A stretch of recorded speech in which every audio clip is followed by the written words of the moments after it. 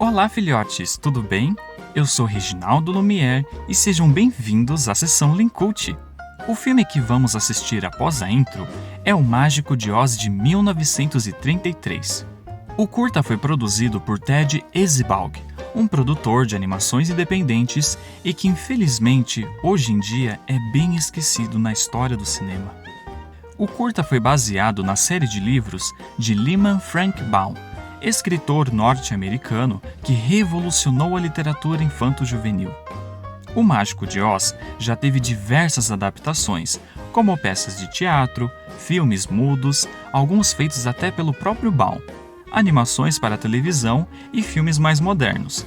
Mas foi o filme da MGM de 1939 que transformou a história num sucesso mundial e hoje é considerado um clássico do cinema norte-americano. A música do curta é de Carl Stalling, que compôs a trilha sonora de muitas animações da Era de Ouro, incluindo os primeiros curtas de Mickey, as primeiras Silent Symphonies e os curtas clássicos da série Looney Tunes. O curta, assim como outros de sua época, não foca no desenvolvimento da personalidade dos personagens e nem se aprofunda na história deles, apenas nos leva por uma viagem cheia de cores e ação sincronizada com a música. Ted foi um dos pioneiros no uso da cor na animação, e O Mágico de Oz foi produzido como um curta de propaganda para o novo processo de cor de 3 tiras da Technicolor. A câmera do processo Technicolor gravava a imagem em 3 películas preto e branco e a luz que entrava pela lente era dividida por um prisma dentro da câmera, fazendo com que cada película capturasse um espectro de cor da luz. Depois, essas películas eram tingidas na cor correspondente e coladas juntas, formando um filme colorido. Foi a primeira vez em que se pôde ver cores reais e um verdadeiro arco-íris na tela, já que até aquele momento só haviam películas e processos de cor que possibilitavam 2 tons, variando entre verde, azul e vermelho. Infelizmente, o curta nunca foi lançado nos cinemas em Technicolor, pois o Walt Disney assinou um contrato de exclusividade com a empresa, e entre 1932 e 1935, somente a Disney poderia utilizar o processo de cor de 3 tiras, e os outros produtores de animação continuaram usando os processos de cores concorrentes, como o Cinecolor. Fora isso, o curta sofreu um processo por direitos autorais, já que a Technicolor possivelmente adquiriu os direitos autorais do livro de algum membro da família Baum, mas quem controlava os direitos era o filho do escritor, Frank Baum Jr., que curiosamente foi creditado como um roteirista do curta. Uma explicação possível é que após se envolver com o curta, Frank começou a venda dos direitos autorais do livro O Mágico de Oz para o produtor de cinema Samuel Goldwyn, e um possível lançamento do curta nos cinemas trariam muitos problemas judiciais ao processo da venda. Alguns anos depois, Goldwyn vendeu os direitos do livro para a MGM, que finalmente produziu a obra-prima que conhecemos. Ted e o produtor J.R. Booth também processaram a Technicolor, exigindo que o curta fosse lançado nos cinemas, o que não aconteceu. A empresa pode ter ficado com a posse do negativo original para impedir o lançamento do curta por um outro laboratório de filmes coloridos, pois o produtor Booth possuía um outro laboratório no Canadá.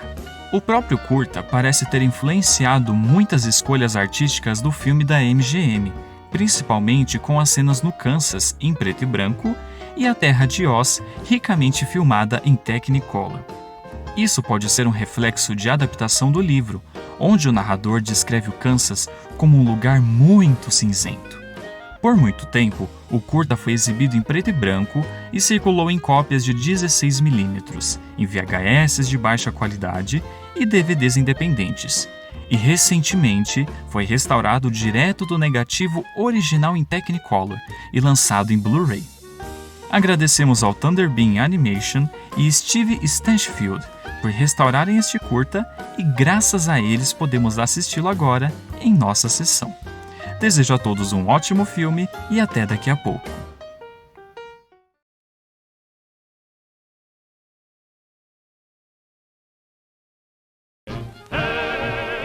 Wizard of Oz, to the Wizard of Oz. Hooray, hooray.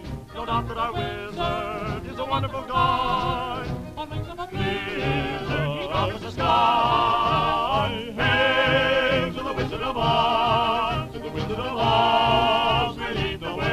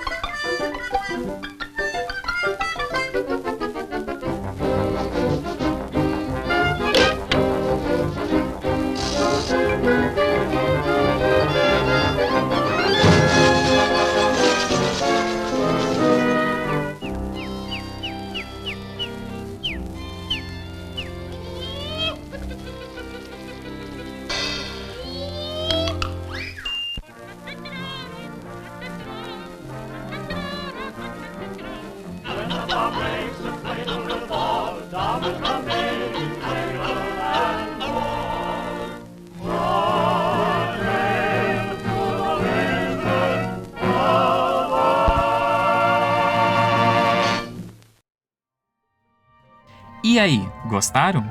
Muito do conteúdo que mostramos aqui foi pesquisado no site Cartoon Research. O link estará na descrição para caso deseje ler, e tem muito conteúdo bom por lá sobre animações antigas. Qual foi a cena que mais te chamou a atenção? Comenta aqui embaixo e vamos bater um papo. Seja um filhote também se inscrevendo e ative o sininho para não perder nenhum vídeo. Afinal, a Lincolns tem diversos conteúdos originais que você pode assistir quando quiser. Basta apenas um clique. Muito obrigado pela audiência, até breve e fui!